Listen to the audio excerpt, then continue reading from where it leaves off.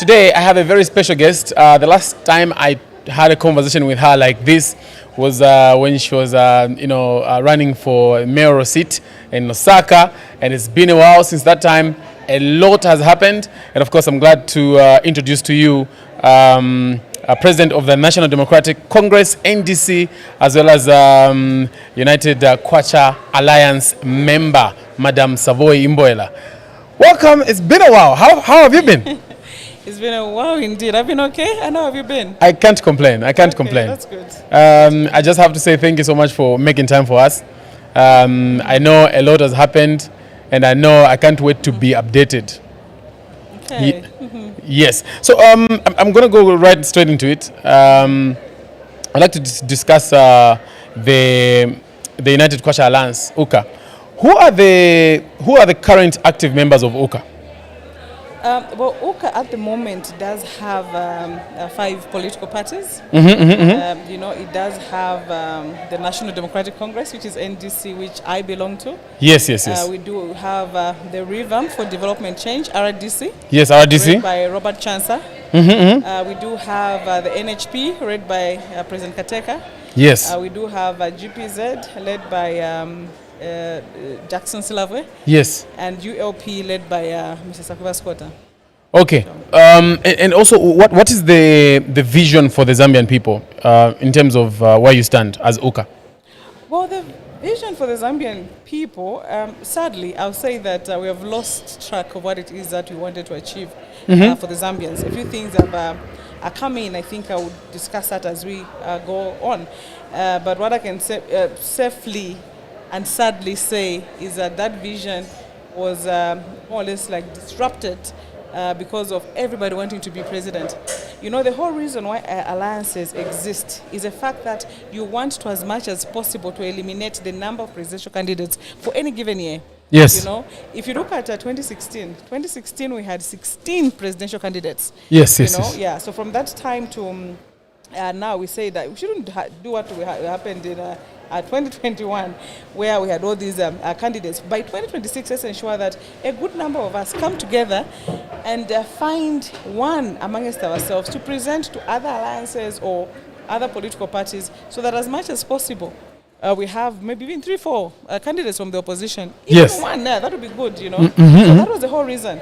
But when we formed UKA, started mobilizing, started going on the ground to do all sorts of things, it came apparent, but others wanted to just be the presidential candidates themselves. It was, let's form a team and choose ourselves.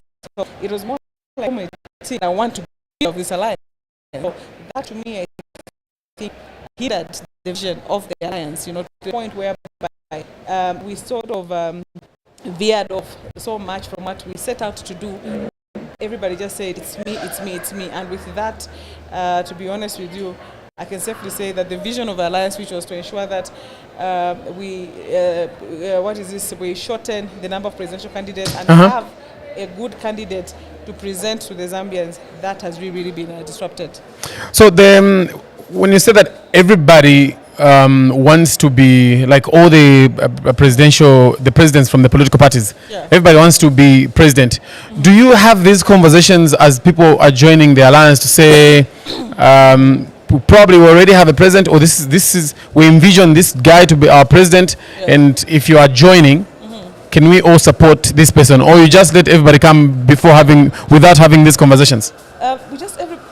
We just let everybody join, because people were joining at a point where we had not yet decided who should be the presidential candidate. So everybody was just joining so that later on we choose together. Okay. Yes, exactly.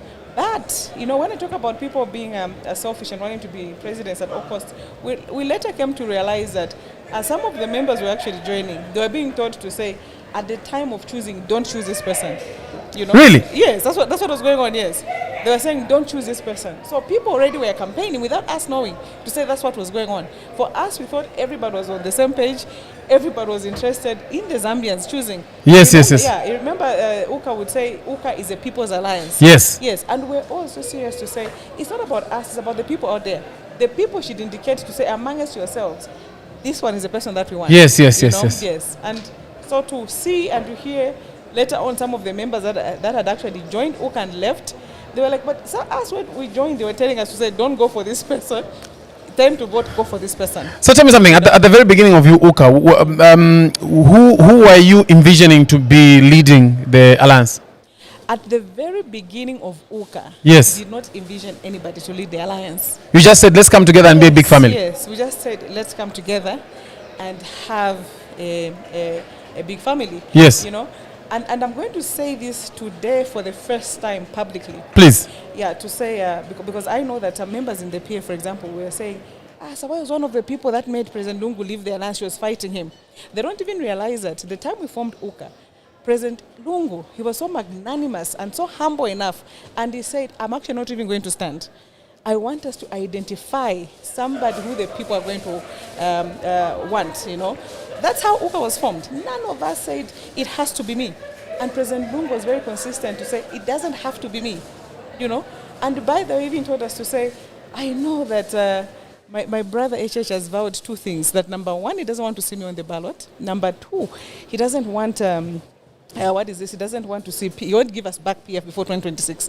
That's what. That's what Mr. Lung said. I won't go on the ballot. This man will do everything possible to ensure. Was this public or when you're having meetings? When we're having meetings, yeah. So we knew. So amongst ourselves, we knew that this is what was going on. Okay.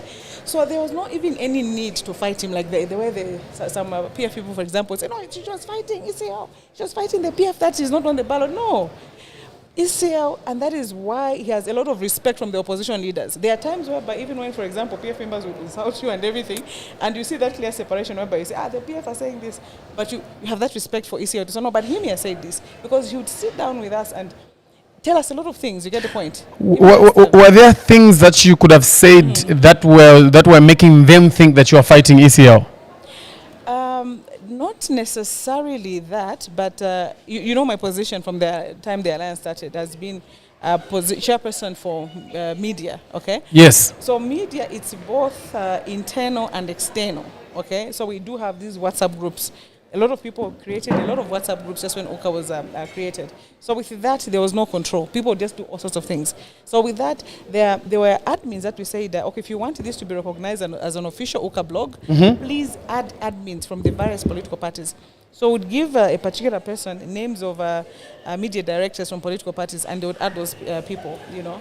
And then later on, when it became apparent, because the PF as members, they started just pushing the agenda to say, want ECL to be president? You get the point? Just the PF members the PF, yes, in the alliance? In the alliance, yes. To say we're the biggest party, what? So it was like two different things. While as ECL respected us and loved us so much as fellow alliance partners, the people out there were like, no. It's more like, why are you even with him? You get the point? This is our father, has to be with us. So there was that conflict, you know. But for him, trust me, he was entirely different. He was a very uniting person. And when people say that President Lungu is humble, trust me, his levels of humility are something else, you know. So with that, he earns a lot of respect with people that are with him. Yes. But you find that others would be like, why are you found with him? You people are disrespecting. You people are doing... They would say all sorts of things, you get the point, which were totally not even true, you know. So to cut the long story short, when we sat with him, amongst the things that we do, for example, he didn't tell us, even for example, the things he thought he made mistakes as a president, which to me was so powerful because in any career you need that kind of mentorship. You know, you need a person that has walked a certain path. That has been there, yes. To tell you to say, I did this and I feel it was wrong. You know, because people are not that humble. People always say, I did this and it was right. You get the point. But you have a leader who would sit down with you and say, you know what? When I was president, I did ABCD, and for me, I think this was wrong. This, I think it was right. This, so you'd have that kind of a mentorship and lessons, you know, from him, you know. But what I also notice is that our political parties are really, are structured differently, you know. In our parties, for example, if you come to the NDC, of course, there's that respect for me as a leader and all things like that. But people can thrive even without being so close to me. Yes. You get the point? Yes, they can yes. thrive.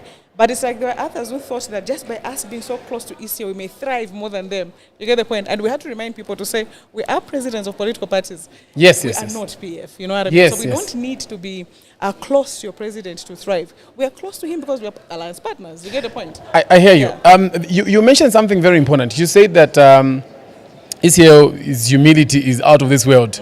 He accepts everybody and he wants everybody to be comfortable. Sometimes it's just his members that will be out there being very loud. Now, if they are standing for the same thing, don't you think he would be in a position to make them understand, to say, well, I'm here and I would like this to be a democratic process for all the alliance members to be able to choose their leader? Why are you making noise about it? Don't you think if he showed that direction, his members would be calm about it? Those are the problems that we started facing, by the way. Those are the problems we started facing, and we started complaining about that. Okay, we started complaining. Some of the members would go, for example, on WhatsApp groups and insult members, and even insult us as leaders, you know. And when we told the admins to say, can you remove this person and that person, even the admins would be insulted. You get the point? The admins would be insulted. And for that, like I said earlier on, being the chairperson of media, I more or less I came in some of these fights, and then I'll be like, you know what? When this person is put back, because other admins maybe would put back a person who's insulting everybody else. Yes, yes, yes. So when I saw that the situation was getting out of hand, I said, okay, instead of even removing the people, I'd be the one to do it. So I came in and I started removing other people and everything. And for instance, who did you remove from the groups? I don't mention names. I don't mention names, but I removed people that were really causing problems. And you know, when I did that, they came to even me. I was insulted. You get the point? So with that, on WhatsApp. Yes, on WhatsApp. Yes, they came to my inbox and insulted me because I removed all the WhatsApp blogs. And when I removed, I even made an order. I made a what is this? I made a command to say these people that have been removed should not be brought back. They can't. Oh yes, yes. So they came to the inbox and started shouting, you know. But then on the blogs already, maybe I went there and I said things. So no, this is ABCD and ABCD. Yeah. So certain things again, even from the WhatsApp blogs now, they got and they leaked them. You know, things which should have been eternal. So from there also, that is why maybe some people could have thought, maybe this person is fighting EC or fighting PF, but it's not everybody who was like a PF are doing those things. You get the point? It would be just individuals. Because you know that even sometimes when people would misbehave like that, there would actually be PF members, including former ministers, who would actually go to those members and tell them to say, you can't behave like this. You get the point? So they were in support of what the alliance was doing and what all of us were doing. You know? I see. So some people you removed them. Yes. I saw eventually the PF left.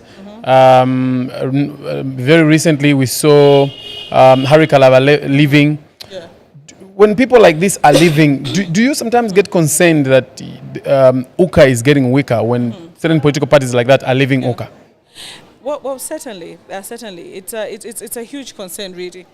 If you look at the PF, when the PF left, of course we could not have a flag bearer last year because when we formed UKA, we really didn't put certain things in place. It was one of those things whereby you said, okay, you know what, let's come up with this alliance.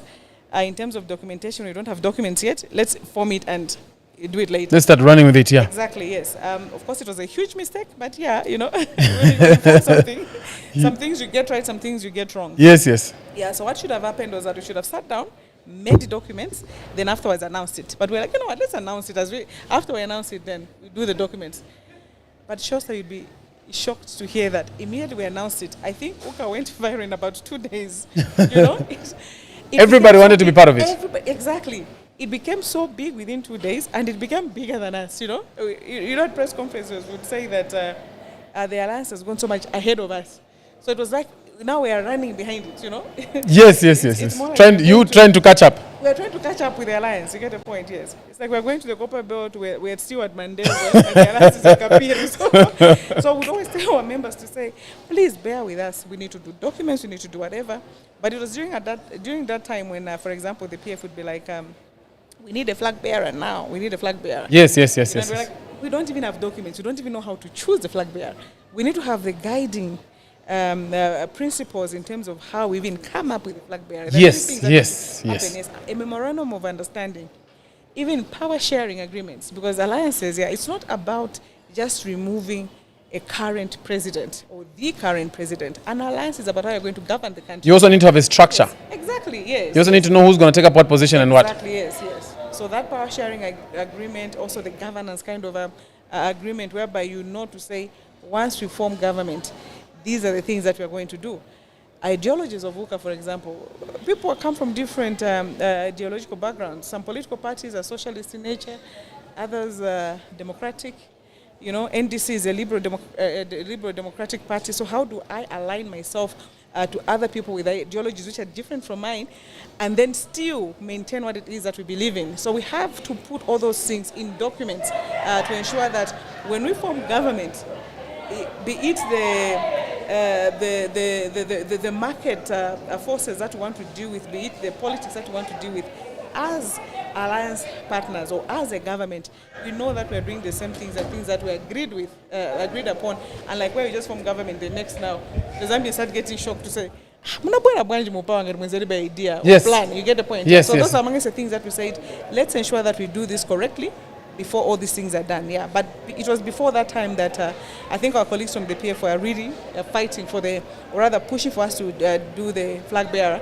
And that's how they left to go form Tonse. And I'm sure you saw that when they formed Tonse, then they did have a flag bearer. Yes, yes, yes. When the PF left, of course, we did announce to the people to say by March 31st, which was this year now, we should have had a flag bearer. Okay. That was the situation, yes. And that was the roadmap of UKA to say, at least this is a year before elections, and before 31st of March, we need to have a flag bearer because time has gone. That was before the PF left? That is after the PF now had left. After, okay, yes, after they left. Yes. Okay, okay. That was like a few months after the PF had left. So now when we got into 2025, we said next year our elections, we need to now come up with a flag bearer. So now time had come for us to do that. Because even last year when we still had the PF with us, we were saying next year is a better time to choose. To choose, yes. Yeah. So even when they left, when we started this year, we said this is a year we said we're going to have a flag bearer, and we really need to do that, you know. So how far are you from giving us a flag bearer as UKA? Where we are in terms of giving the Zambians a flag bearer as UKA, that is where now we have a problem. Because as we were getting to 31st of March, we didn't realize that some of our friends did not want that. You know, some of our friends did not want that. It's even one of the things now which led to President Kalaba and the CF leaving. You know, they had the Central Committee meetings, and the Central Committee decided to say, you know what, I think UKA is wasting time. We're supposed to be going this direction, and people are going this direction. So let's just leave the alliance. Are you confident going into 2026 with UKA, knowing that you will probably give the UPND a good run for their money, or would you consider also moving to Tonse Alliance? To be honest with you, I can never go to Tonse. That is a fact, you know. I can never ever join Tonse. For one simple reason. I'm a person that takes time to study constitutions of political parties. I study ideologies. You know, I know that the Zambian political system or the politics in the country, they are not really so much ideologically based, you know. You can find somebody today belongs to a socialist party, the other day they're in a democratic party and everything. I'm not like that. I really sit down and I look at these things and I say, okay, in terms of ideologies, in terms of philosophy, where is this party, where is this alliance going to go in terms of this and that? You get the point. So number one, I can never be a member of Tonse. I am a member of the United Kwacha Alliance, UKA, you know. However, we can work together, you know, and already we've started. Oh, you can work together? Certainly. Oh, before we come to that point, why you just said you can never join Tonse. Why would you never have entertained that idea? No, I can't entertain that idea. And also don't forget that Tonse came from UKA. They came and then... we had one united opposition alliance, United Kwacha Alliance, and then we couldn't agree on certain things, and they moved to go form Tonse. Okay? For me, I feel that when you differ, there's a certain way that you can resolve issues, okay? We failed to resolve certain fundamental differences, okay? And that's how they formed Tonse. So with that, for me, when it comes to politics, it's very okay. You know, the whole idea of politics are all about divisions, you know. We always say that when there are two people and they don't argue, not even from the political side, not from the political science side. Yes. We say that if there are two people and they always agree, know that only one person is doing the thinking. Oh, really? You know? Yes. Because Showstar, if you and I, we are friends, we are found together, we talk or we work together, trust me, we should disagree. At some point. Exactly. Because we've got two different brains. We've got two different brains. If every time we agree, know that just one person is doing the thinking. Because then the other person is just following. The other person is just following. Yeah. So where there are two people, just know that there will be disagreements. Okay. So you were I stopped you. You were talking about the possibility of working together. How in this position, since you said that they could have different ideologies, in this scenario, how would you work together? How we can work together is that they will have theirs, right, to say this is what we are presenting to the Zambian public, and this is what you have. So how can we put this together, okay? UCA, also when I said we didn't finish our documents, it's one of the things that we started doing. We said, let's put across all our SDGs, and we did that. We got all the SDGs of political parties, and we said, can we get all the manifestos of all the political parties and come up with one joint manifesto? Yes. And that's the name we've been calling it, to say we need to come up with one joint manifesto. So all the positions, you would sit and you argue it out. Do you know that because we did not have a constitution or manifesto that we were looking at that time at UCA, we came up with a policy to say, when we have a press conference, the things we say at the press conference, that's a joint policy of UCA. You get the point? Yes. Because by the time you're having a press conference, you sit and you discuss. Yes. And there would be times, of course, where all the parties contribute. Exactly. Those are things you take out. Yes. Okay. For example, if you look at the issue of midi meal, there are political parties in UCA which felt that we should subsidize midi meal at production level. Others were thinking we should subsidize it at consumption level. So we sat and said, okay, how do we do this? You get the point. So you have to sit and agree, okay, our position is going to be this. When it comes to international relations, and there people are normally so strong, okay? Look at the issue even right now in terms of Israel, you know. With Israel and Pakistan and all these other international kind of issues that people have, you would find that people have got very, very strong views on certain things. Other people use their Christian background even more than their religious, their religious background even more than their political background to come up with certain positions. So you'd find that for international relations, we even just said, you know what, for this one, let's just stay off it completely until we sit and we say this. Otherwise, UCA won't have a position on things we have not agreed upon. Yes. So the other things, we would sit and really agree on them. There's a time when we had a press conference, for example, on the Barroso issue. Even the Barroso issue, we had to sit down and say, okay, how do we go about this? And we sat and we agreed on a position, and that's the one that we presented to the public. To the people. Exactly. Okay. I know we've talked about Tonse. I wanted to pick your mind. From where you stand, what do you think about the Tonse Alliance? Do you think they have the stronger players to take on the UPND come 2026? Tonse does have very strong players, that's a fact. You know, Tonse was in government. They lost power just in 2021. So they are the immediate past ruling party. Okay, rather they do have the immediate past ruling party within them, which is the PF. Of course, the UPND has done all sorts of mingalato, and PF, as we know it, is really not with them. So on paper, they have this other person, I think it's Chabinga, they brought in to say PF leader and everything.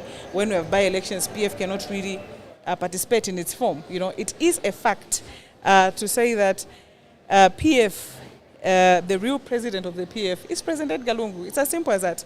And the way the UPND have really destroyed these institutions, right now we can't even use the Register of Societies as a way of determining which one is a real party, you know? Yeah, because in the past, when there was a dispute, you would go to the Register of Societies and say, okay, this is a real party. But with them, you find that when they want to use or abuse somebody for their own ends, they will get that person, they will disregard the law and just run with it. You get the point. So it's a fact that President Lungu is a real president of the PF, but they've done what they've done. So PF cannot stand for any by-elections, as we have been saying. Even in 2026, I don't think PF will really stand as a PF.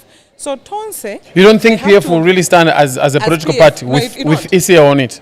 No, they can't because of what the UPND has done. Yeah, no, they can't. If you see what happens these days when there's a by-election, they say a by-election, by the way, this rule never existed and it's not even legal, but that's what the UPND are doing. They are saying that the adoption certificate of a candidate, okay, be it at presidential level, be it at, councillor level, MP, mayor, whatever it is, the adoption candidate of a candidate can only be, the adoption certificate rather of a candidate can only be signed by the president and the SG. Okay? Of the political party? Of the political party, yes. And then for them, they recognize PF that the president is Chabinga, yes. And the SG is Ngona. So you have seen there have been times when the PF have signed an adoption certificate, maybe President Lungu has signed or Mr. Nakachinda signed, and they don't accept it. You get the point? So come 2026, they'll still do the same thing. Mao Sampa said that the courts ordered that the Mao's himself and other candidates be reinstated. Why do you think the Registrar of Societies is not acting according to what the court advised? The Registrar of Societies won't do what the courts advise because there's so much, there's this overbearing hand of the executive on all these institutions of governance, you know. They are called institutions of governance and institutions of democracy for a reason. When you have political players bashing each other, disregarding the law and everything, these institutions should stand. But we have a situation right now under the UPND where they've really undermined, you know, and destroyed these institutions. Before, we used to say that the PF had cadreism, right? It's one of the things that got Zambians to vote them out. Yeah. Because everybody could see the cadres on the streets and everything. What Zambians don't realize is that UPND has brought a lot of cadreism in institutions of governance, you know. So some of these people, you find that there's even a court order, you know. They're supposed to do the right thing, but they're not doing it. Are you getting the point? So be it the police, Registrar of Societies, the ECZ, we have a bigger problem to me even than what we had under the PF. Because when you have cadres on the streets, trust me, you can go to institutions of democracy and sort out the problems you have on the ground. But when you have cadres in those institutions of governance, how do you now solve the problem? You get the point? Because these are the institutions that should make us ensure that this small democracy that we have matures.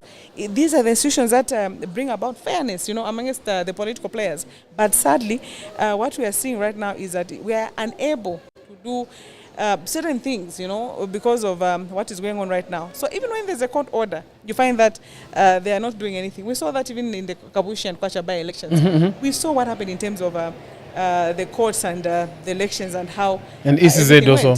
Exactly, yes. And the sad part is that even when there are elections, the entire chairperson of the ECZ, Mrs. Mwanga Zalomis, you will find her on the ground. Not to correct the wrong things, but more like what is going on. Are you getting the point? And they supposed to have representation as ECZ when there are elections going on? They are supposed to be having representation, but not what we see, where the chairperson is there, and then she's in the car, she's waiting, you know, for God knows what. I'll give you a typical example. We were in Chirirabombwe, for the Chirirabombwe by-elections. We arrived at the filing-in center, and the police were at the gate, and they closed the gate. I don't even know also why the police are doing that these days. When there's a filing in, they do that. I'm not trying to say the PF were better in terms of this and that. The PF had a lot of votes, and of course that's the reason why Zambians voted them out. But when it came to by-elections, the PF would allow each and every political party to file in, okay? Right now, the other political parties are not allowed to file in? It's difficult to file in under the UPND, very difficult, okay? The PF would allow you to file in, and then they do their mingalato on the ground. So you're battling it out on the ground, okay? With the UPND, they always want a technical knockout, okay? So just at filing in level, they'll do all sorts of things. Today we had, for example, the cases of Honorable Jean Kapata, Mambilima MP, and I think Mr. Celestine, one of the lawyers of the PF. You saw what happened in Kawambo, for example. They had to go there. NCP President, Mr. Peter Chanda, had to bring out the documentation. I'm the president of this party. From 2016 to now, no, this and that. You know, they did that to us also in Kitwe as NDC. My people go there.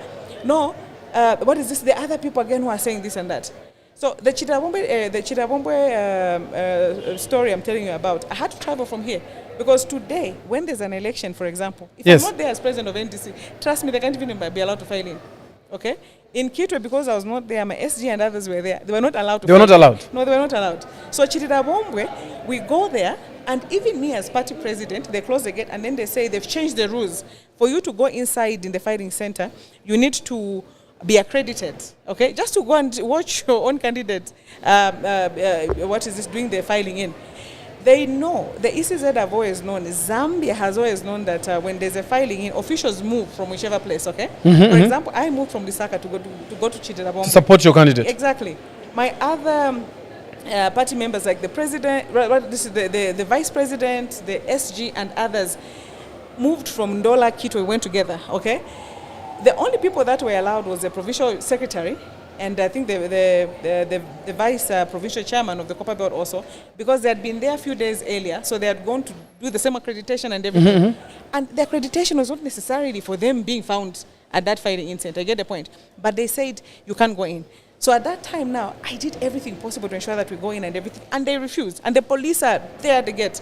So what I finally said, I was like, you know what, at the end of the day, inside there in terms of criteria, the most important thing is for the candidate to be there. To sign, to sign in. 15 voters who show that, the candidate has got some support. Exactly, yes. So we just said, okay, we won't let these others go. And that's how they went in, and we remained by the gate. Ish. As a party president, vice president, SG, and others. Can you imagine that? We remain by the gate. We need to do better as a nation. Definitely. Who is the current UKA chairman? The current UKA chairman is Mr. Robert Chansa from RDC. Is this information acceptable with the former UKA chairman, according to you? Well, I don't know. He could accept it or not. But for me, I think the person that I recognize as the chairperson of UKA is Mr. Robert Chansa.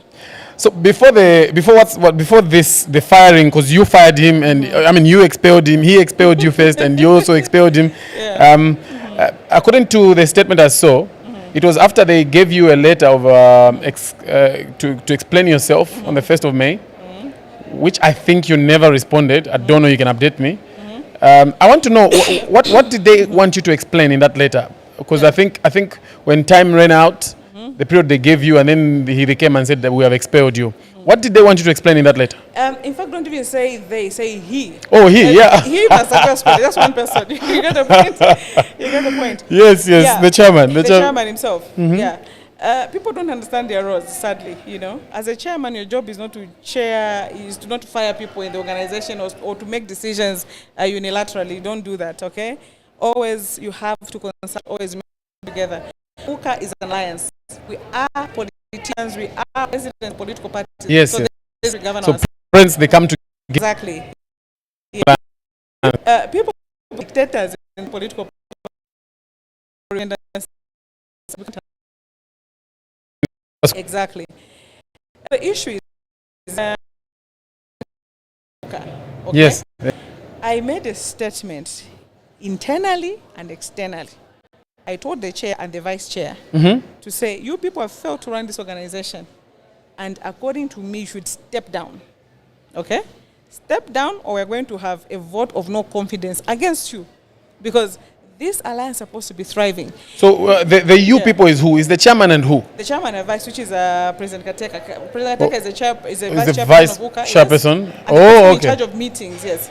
So in also, you are telling the chairman and the vice. And I was telling both of them, yes. So okay, you and you have failed to run this organization.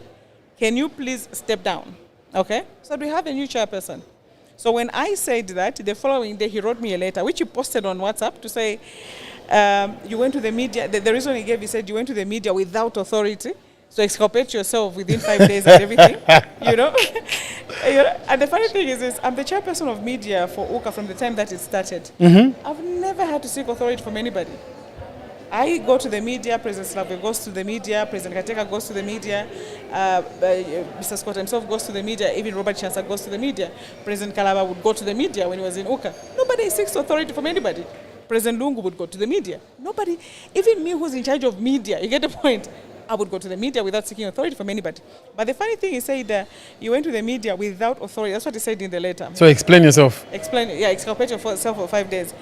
So then I told him in the group, I said, I don't report to you, because I don't report to an individual. None of us reports to the other as individuals. We are all presidents here. We are all presidents, yes. We report to the Council of Presidents.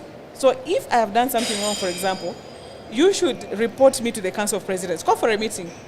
Then report me, and then people are going to sit down and discuss my issue. Who is the Council of President again? The Council of Presidents is all of us as a group. Oh, okay, Council, okay. Yes, it's a Council of Presidents. Also as a group? As a group, yes. Okay, So we report to each other as a group. Yes.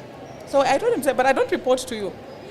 Then, before I could even say anything, the person who even responded to him was President Robert Chansa of RDC. Then he said, but Chair, when did the Council of Presidents sit to charge the chairperson for media? You get the point? Because that letter that President Sakuba Squatter wrote, he should have written it to me, the exculpation letter, after the Council of Presidents had sat. You get the point? Yes. I mentioned earlier on to say we did things fast and we didn't have now constitution, memorandum of understanding. In fact, that's where I was coming. So exactly. Even up to now, there's no constitution. There's nothing really. So there's nothing that gives him power to expel you. Nothing whatsoever. Also, there's also nothing that gives you power to expel him. Nothing. There's nothing. We were still trying to make things, So yeah, President Robert Chansa asked him to say, "But chair, and by the way, all these things are on WhatsApp, right? And the messages are still there. Without cyber, we can allow each other and say, okay, let's take these messages to the public so the public sees, Yeah, so Robert Chansa challenged him. I was like, but Jay, how do you write this to a member here without the Council of Presidents seat? When did you sit? When was she charged? Who is the complainant? You get the point? So when Robert Chansa said that, just First President was quiet. Then he wrote a message to say, there'll be a meeting on Sunday. A meeting on Sunday at 17 hours. For the councils? For the Council of Presidents. For the Council of Presidents. There'll be a meeting on Sunday. Then I was asked him to say, but since when did you go for a meeting? Because in Uka, since when did you go? Showstar, these things have got procedure. As president of NDC, for example, I don't call for meetings. The person who calls for meetings is my Secretary General, okay? But I have to be there. There's no central committee without me as a president, but I can't call for the meeting. The meeting has to be called by the Secretary General, and I'm there, the Vice President, and everybody, for it to be called the Central Committee. Under UKA, we adopted a similar kind of thing for the alliance to say the person that should call for a meeting is the Secretary General. But you know that from the time Mr. Lakem Dosa left, we don't have an SG. So President Kateka is the one that calls for meetings in UKA, using her role as coordinator. Okay, using her role as coordinator. Yes, so she's an acting coordinator until we find the Secretary General. So using that role, she calls for the meetings. And what she does when she calls for a meetings is that there's this log that we normally have. You put it on the group. The log has got days, all the days of the week, and morning and afternoon, okay? So when there's a meeting to be had, President Kateka will go to the group, put the log and say, we're supposed to be having a Council of Presidents meeting this week. Show us the days you're free.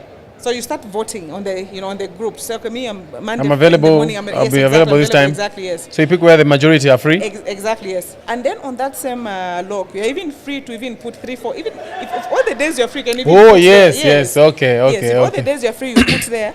Then those that are just free 1 or 2 days, they also put there. Then we see which day is free for most people. Exactly. That's what we normally do. That's how meetings are had in UKA. But shockingly, that day we just said, President Scott is saying, there's a meeting on Sunday.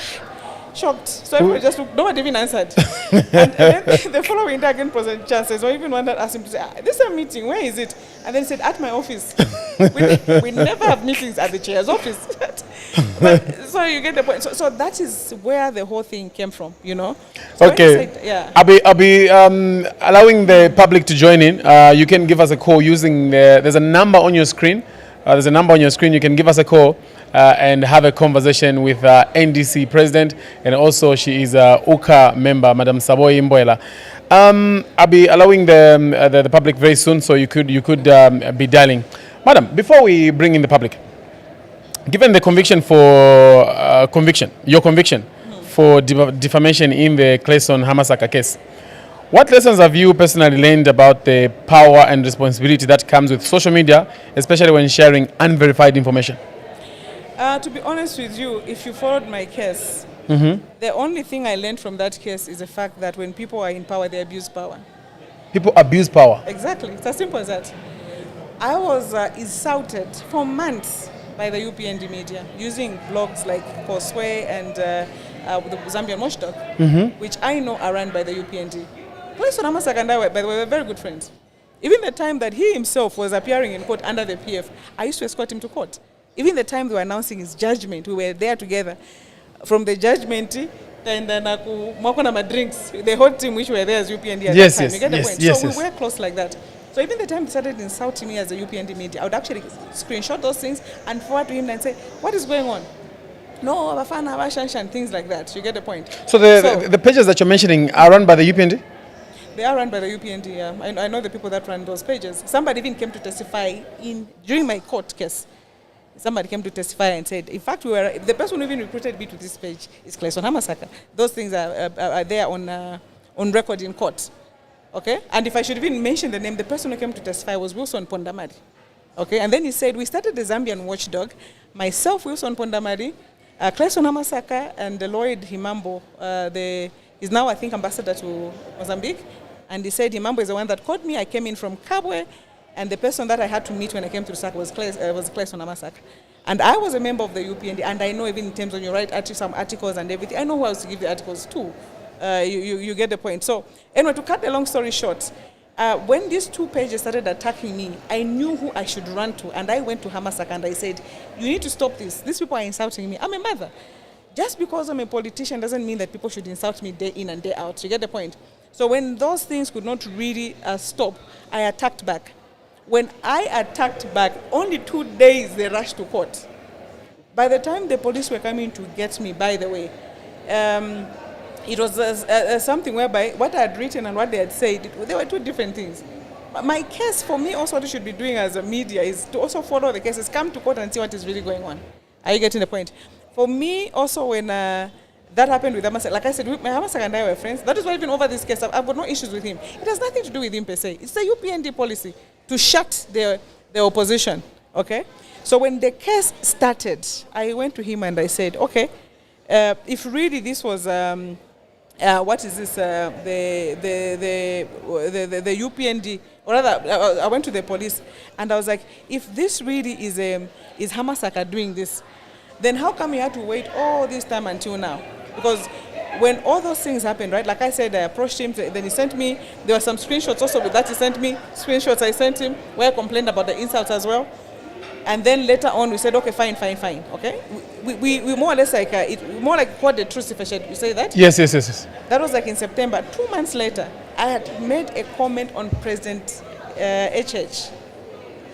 I made a comment on President HH, and I was arrested because of the comment I made on President HH. So when we went to the police, what I had said could not stand, okay? Mr. Makebi Zulu, thank God, brilliant lawyer he is. Yes. He made sure that what I said, because it wasn't defamation to start with, okay? They said I had defamed the president. That's why even the police, you saw the police coming to my home, 07, 2 hours at the gate and things like that. They would not have done that if Claes Onamasaka had defamed. They were following me like that because to them I defamed the president. So when that case could not stand, it changed within a twinkling of an eye to defaming the person of a communications chairperson at State House. Are you getting the point? It changed. So they come to pick you for the comment that you made on the president's page? On the president. And then when through your lawyer, when that couldn't stand, then they brought in something that had already passed. Exactly. And the comment I had made was over the Kwacha and Kabushi by-elections because I felt so strongly about that. So I said something against the president. So you're the president of this country. How do you destroy institutions like this? This is it. So what I said to them was too strong, so they came after me. But when it could not stand, within a twinkling of an eye, it changed from defaming the president to defaming Claes Onamasaka. And I remember I even told the lawyer by then, I was like, it looks like these people want me inside by all means. You get the point. This also Showstar, if you follow what has been happening in terms of the cases, it's similar to what happened to President Fred Membe. Yes. Fred Membe was arrested at Woodlands Police to say he had defamed President HH. When they went there and the case could not stand, it changed from defaming President Hakainde Hichilema to defaming the Deputy Police IG by then, Mr. Myambango. Similar to mine. You get the point. So they pick you up for one offense when they see that it's nothing is happening, then they look for something else. Another one, yes, yeah. Then they start, and for me, I remember even when the whole case started, the Hamasaka, I even used to laugh. It was like, really? You get the point? But as we went on, you could tell to say for the UPND, as long as the case is in court, they'll do everything to jail people. They'll do everything. But Hamasaka is your friend. After the things switch, what would he say afterwards? Well, I don't know. And also, I can say that he was, because with all this thing, I think it brought in a lot of issues, you get the point? So I can say that he was. Are you getting the point? But to cut the long story short, for me, even the way this case is about the Hamasaka case and everything, for me, I understand the politics at play, I understand everything behind it. And for me also, when it comes to responsible comments on, what is this, on media, especially social media. Just hold your thought. My producer says there's a phone call. Hi there. Good afternoon. Good afternoon. Good afternoon. Thank you. Your name and where are you calling us from? My name is Mudenda Charles from Kitwe. You're saying you're Mudenda Charles from Kitwe? Yes. Okay. Mr. Charles, Kindly go on and share your contribution or your question to Madam Saboi. Okay. Come again. Hello? I'm saying kindly go on and talk to Madam Saboi. She's listening. Oh, she's listening, huh? Yes. Go on and talk to her, please. Good afternoon, Madam Saboi. Good afternoon. Muributi Badala. How about you? Muributi Badala into the too. How about you? Good. No, nice to see you there, huh? Thank you so much. You are a courageous woman. Keep it up. Yeah, but just to see that at least as you articulate these issues, be sensitive on how you articulate them. Otherwise, we are following you. You are a courageous woman. Keep it up. That is my contribution. Thank you, sir. Thank you very much. Arumbaga Pati Badala. Tarumba. Thank you. It's good to know Kito is listening. Wherever you are listening to us from, please, there's a number on the screen. You could give us a call and have a conversation with Madam Saboi. Yes. So, Madam, there was a time you mentioned that you were going on hunger strike right after you left Imboela prison. Mm-hmm. How bad is the situation in there? Oh, it's really, really bad. It's horrible. That is why for me, even these people that the UPND, for example, they've got issues with, they just say, okay, trust me, just a week or two in Imboela is bad enough. The people okay, sorry, so sorry. Okay. Hi there, good morning, good afternoon. Good afternoon, how are you? Fine, thank you. Your name and where are you calling us from? My name is Charles, calling you from Lusaka. Charles from Lusaka. Yes. Please go on and share your contribution. Madam, good afternoon. Good afternoon, Mr. Charles. How are you? I'm good, fine. Okay. Go on, Mr. Charles. You have 2 minutes. Oh, the line is cut. Oh, okay. All right. Hello, Mr. Charles. Hello, good afternoon. Good afternoon. Good afternoon. Good afternoon, Madam Saboi. Good afternoon. How are you? Hi, how are you? I'm okay. Thank you. This is Regan calling from Livingston, but from Regan from Livingston. Yes. May I go on, Regan? Please go on. Yes. Okay. I think, Madam Saboi, you don't have to worry. Since there is a cyber law, and I believe this thing will hunt someone down one day. So it's just to take note. We have so many issues that we need to raise. It's just a matter of time. So whatever is happening now, we know what is happening, and I think that will be the first appeal anytime they are going to announce the change of government. Mm-hmm.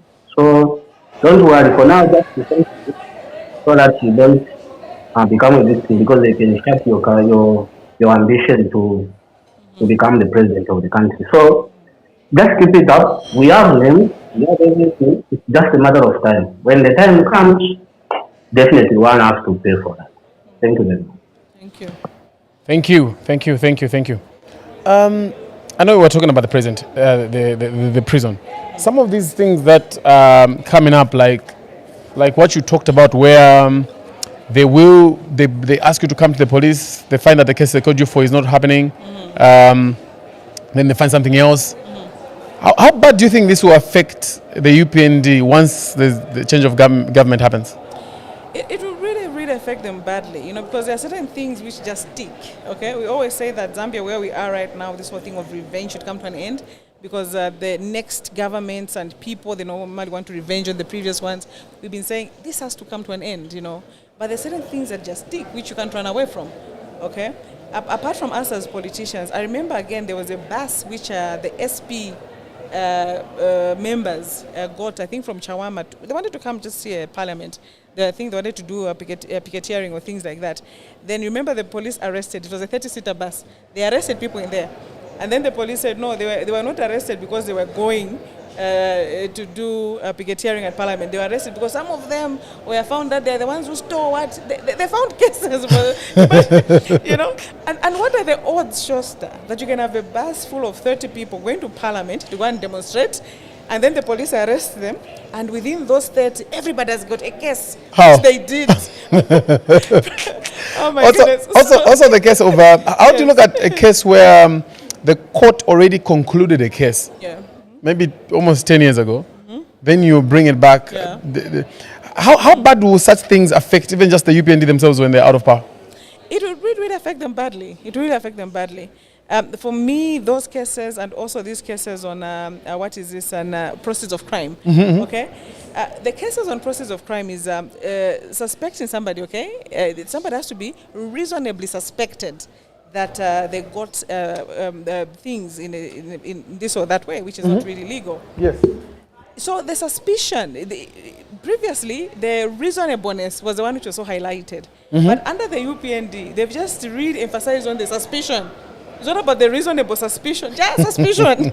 We suspect you, and people are all over. Number one, that they can do all they want with the PF right now, but they'll leave office one day. One day. And even them, next, they do come after them. The PF did not dream, people like Bowman or somebody, I'll be here and tell you that they didn't ever think the time will come when someone else will have power. Exactly, yeah. And I don't know why Zambians don't learn. When they're in power, they think nobody else will ever have that power. You know, so their time will come, really. Okay. All right. So there's a number on the screen, please. You can give us a call and have a conversation with NDC President, and also she's a member of UKA, Madam Saboi Imboela. Madam, you once you mentioned that President has been. Before I go there, my producer says there's a caller. Hi there. Good afternoon. You once. Hello. You mentioned. Can I call it the live show? Yes, this is a live show. Your name and where are you calling us from? This is Maria. Maria, where are you calling us from? Lusaka. Lusaka. Please go on and talk to Madam Saboi. This is Maria. Maria, can you switch off your? I don't know if you're listening to us from Facebook or YouTube. Can you switch off or reduce the volume because I can get some feedback. Okay. Okay. Okay, please go on. Please go on. Is it better now? Yes. Please go on and talk to Madam Saboi. Hi.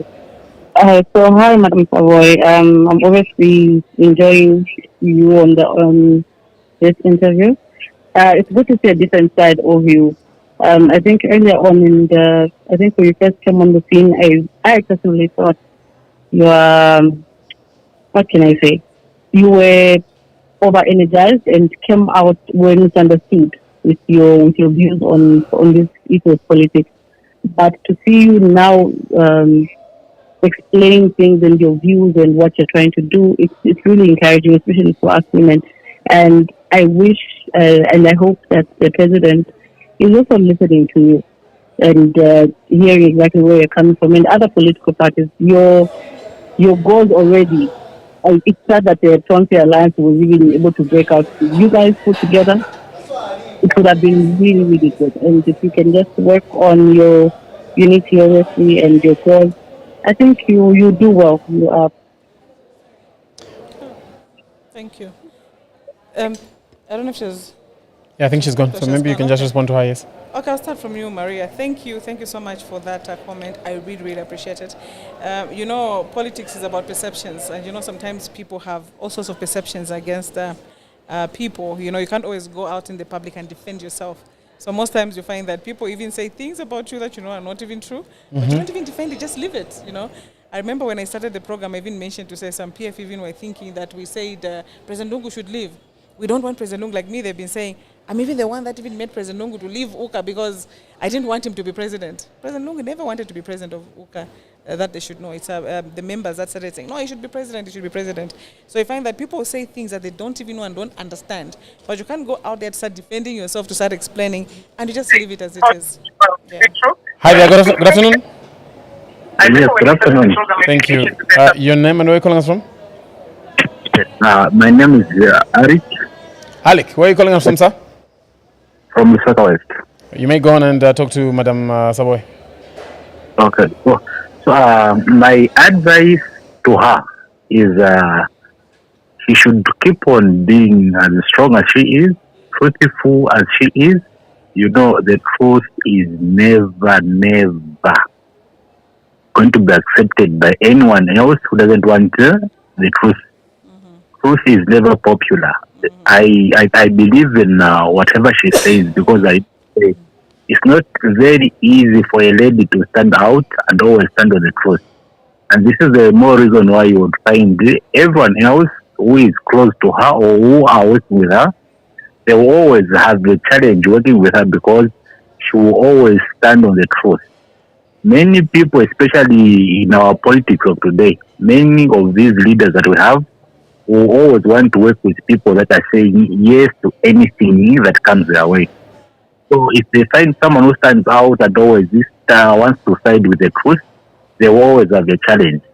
And this also goes to our Zambian people. Today, the challenges that we are facing today, we as a citizen, we are the main contributors because most of the times we want to massage ourselves with lies, even when we know to say someone is speaking the truth. Just because we do not agree with them, just because we support a particular person, a particular party, we always want to massage ourselves with lies because we do not want our people, those that we support, to see to it to say they are going astray. But with her, she's always been standing out, and we just hope to say if many of our people, we the citizens, can choose to remain as truthful to ourselves and as patriotic as we are supposed to be as a citizen to our country, then we are going to have a better Zambia. Otherwise, as things stand, the biggest problem that we have in Zambia is we, the citizenry, especially the youth. Most of these youths do not want to side themselves with the truth and the reality. We would always want to side ourselves with people that are giving us handouts. They would always want to side themselves. Let's wrap up with the call. Let's conclude. Okay.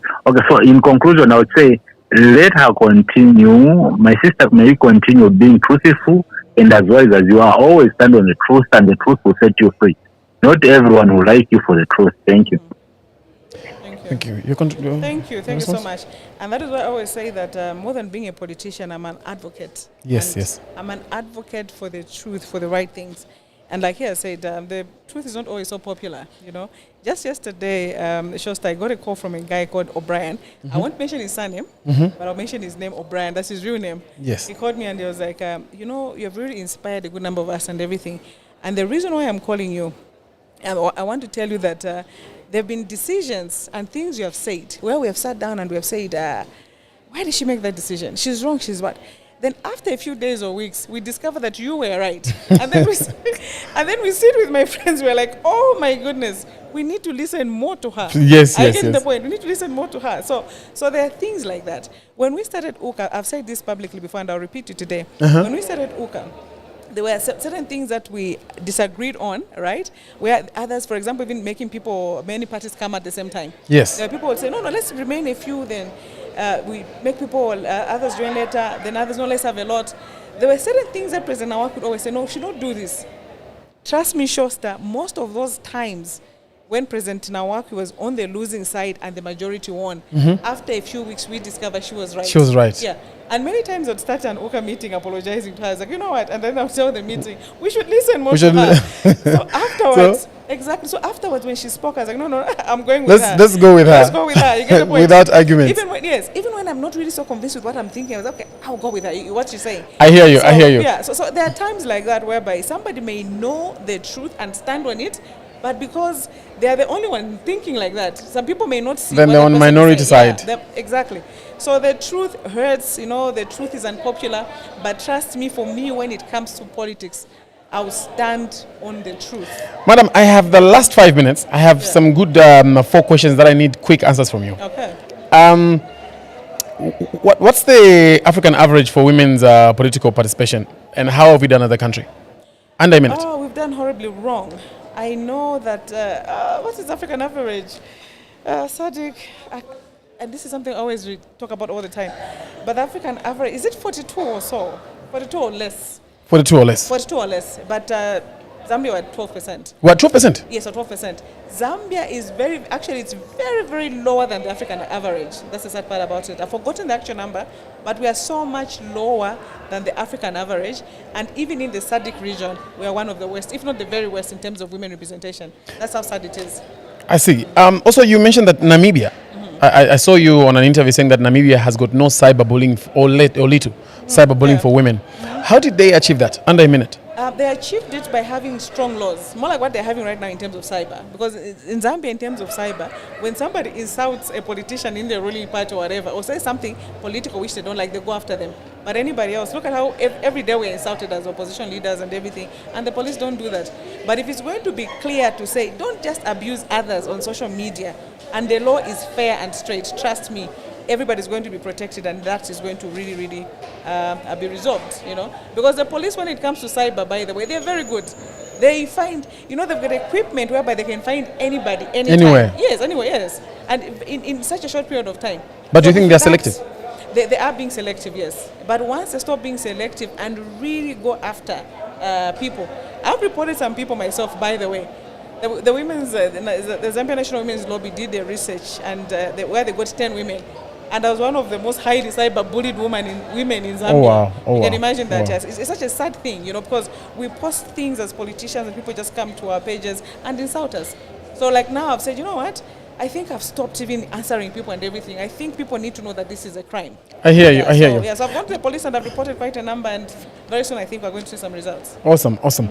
Do you think that Zambia is ready to vote for a female president? I think they are. It may not be in 2026 because we are working, we are on the ground and everything. There's a good number of people telling us to say, imirirani mami, never but you look at the number telling you that. And also politics are very expensive. Even if people were to say, stand in 2026, I don't think I have the resources to do that. Otherwise, Zambians are ready. And as we get to 2026, maybe they'll be more ready. I don't know. But trust me, that time has come whereby Zambians can actually trust a woman and say, this is the direction that we want to go. Wonderful. And the last question I have for you, this is a conversation that I've come across time and again. Someone said that female running mates are picked for gender balance in the country. And that most of those that are picked, well, I've only seen two. They are not very driven, but just mere shadows. What do you think about a statement like that? In political science, they say that when you want to choose a vice president, choose weak president. That's what they say. You just said yes without saying yes. That's what they teach us in political science classes. Vice president, pick a weak one so that they don't challenge you. And that is why for me, by the way, I always say I've got a good vice president. Because for me, I went for a strong vice president because I feel I'm a strong person. So I don't know if the ones that chose the weak running mates or vice presidents did it because they really, really were going with that theory. But sometimes presidents can actually do that because presidents hate competition. That's the sad part about it. They hate competition and they want to be the only ones. But for me, even when it comes to women, we are here as women and we are strong and we are ready to give this country proper and good leadership as women. So it's not about tokenism. It's about what we are able to contribute to the country, what we have achieved in our own political spaces. And that is why alliances are good, by the way. Because the other vice presidents, for example, that have been chosen, where people maybe have made those conclusions, came from political parties. Okay? Yes. But now you have other parties standing. So it won't be a president choosing their own person in their party, but alliances whereby you have a president from another party or a president from this and that, and they'll be able to give the leadership that they've given in the individual parties. I've run NDC, for example, myself. Yes. As president, running mate, minister, whatever it is that they can to see fit, I think I can definitely do a good job. Wonderful. As I let you go, madam, you've been a wonderful guest. Kindly tell the Zambian people any closing remarks. Well, my closing remarks are that Zambians don't give up. I've heard a few people saying that politicians, Zambians, politicians, people are not the same.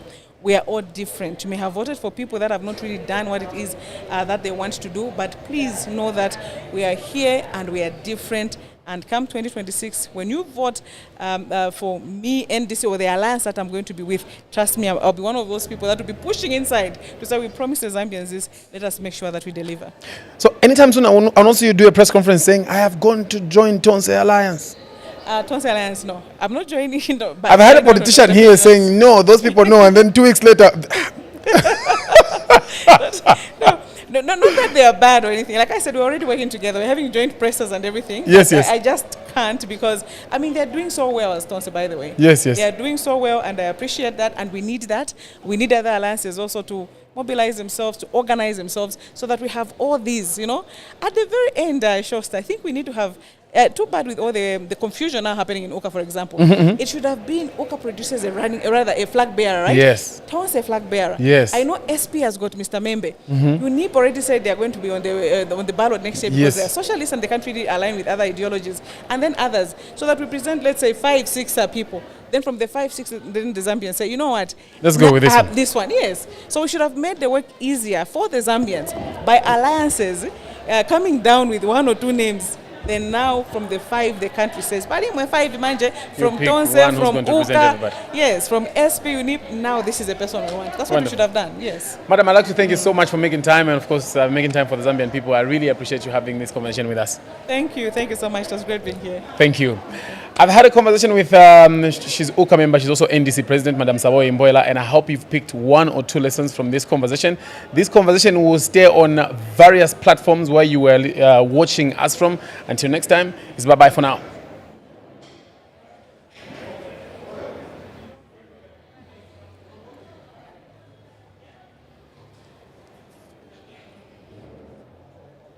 Hello.